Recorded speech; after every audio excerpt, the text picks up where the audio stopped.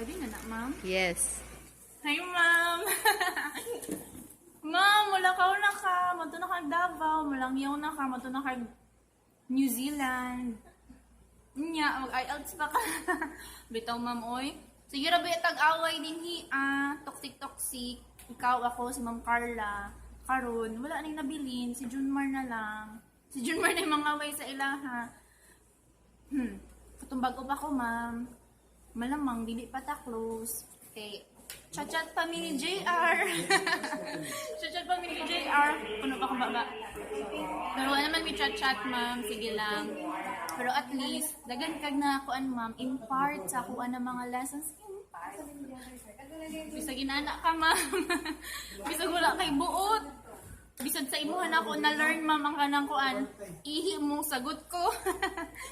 Sa imuhan ako na-learn na, ma'am. Sa pa may na-learn ako sa imuhan. Basta daghan, ma'am. Mag-ingat ka, ma'am, sa Switzerland o sa New Zealand. Ay, naman po lang. Mag-ingat ka sa New Zealand, ma'am. Sana nanamoy ko ani JR, magkaanak mo. Tapos, kung magkaanak mo, tapos kung magpakasal mo, kung magpakasal, papila ko, ma'am, i-invite bi ako. Ngayon bi ka nga i-invite ko nimo. Mura to, ma'am. Bye-bye. Magkita na magyapon ta dito, ah. Bye-bye.